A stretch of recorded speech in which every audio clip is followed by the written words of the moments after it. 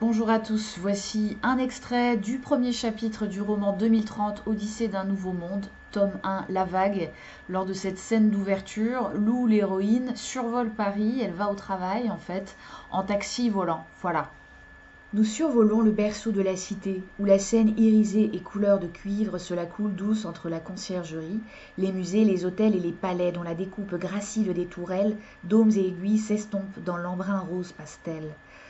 Paris, ma bien-aimée, ou plutôt ma mal-aimée, quittée, plaquée par tant de nos amis pour des contrées soi-disant plus clémentes. Trop chère, trop stressante, trop capricieuse, trop sulfureuse, trop dangereuse. Elle lasse. Après bien des discussions avec Giulia, ma colocataire italienne, nous avons décidé de rester, car elle est notre terre, notre maison chérie, notre mère nourricière, la comparse de nos nuits. De toute façon, dès qu'on la quitte, elle nous manque, et vice-versa. Ses charmes, sa richesse, ses secrets, sa gouaille, sa bouille, ses dessous, ses imprévus, sa gourmandise, son impertinence, son histoire, son avant-gardisme, son élégance, sa foule, ses musiques, ses couleurs, ses cuisines, son appétit viscéral de liberté qui ébranle, même à retardement, les carcans qu'on lui impose. Mais il est vrai que Paris déprime. Ses vieux démons remontent à la surface. Les rats sortent en pagaille de son ventre, de l'hôtel de ville à l'Élysée, en passant par les mairies et les ministères. Les luttes incestimes minent sa colonne vertébrale, la vermine attaque sa peau, gâche sa lumière. Affaiblie par une sorte de cancer en métastase, elle doit se purger de ses excès passés et de ses ennemis intérieurs et extérieurs.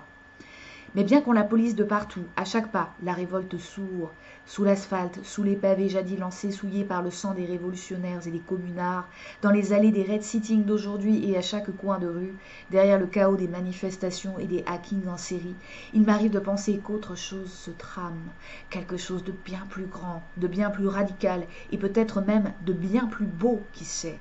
Ces cieux prodigieux, comme remplis de lave en fusion, sont la preuve que la grâce existe bel et bien, qu'elle suppure, qu'elle brûle malgré tout et qu'elle gagnera peut-être, comme cette aurore extatique qui triomphe des stigmates de la nuit.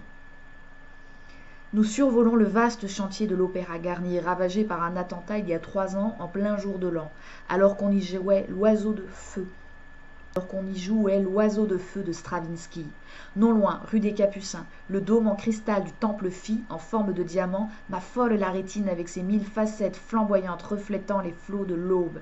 Inspiré par l'architecture du Taj Mahal, l'édifice mélange matériaux précieux de haute technologie, le tout assaisonné de verdure murale, d'un kitsch qui fera date.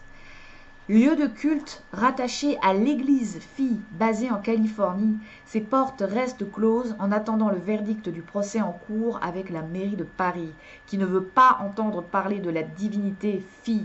Phi comme Final Intelligence, œuvre de César Casporino, un géant du numérique.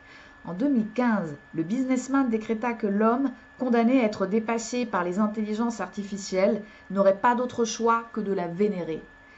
Alors, comme on n'est jamais mieux servi que par soi-même, il a entrepris de créer ce Dieu avec des ingénieurs et des mystiques assistés par les intelligences artificielles fortes qu'il produit. Ainsi, fut, avec tout le package, cybergenèse, sanctuaire, lieu de retraite et même un projet de transition planétaire largement diffusé et sa cohorte de commandements à respecter, financé par de puissants lobbies transhumanistes, dont New Humanity, ce qui n'est ni plus ni moins. Ainsi, fut, avec tout le package, cybergenèse, sanctuaire, lieu de retraite et même un projet de transition planétaire largement diffusé et sa corde de commandement à respecter. Financé par de puissants lobbies transhumanistes dont New Humanity, ce qui n'est ni plus ni moins qu'un véritable ordre religieux compte déjà plusieurs dizaines de millions d'adeptes à travers le monde.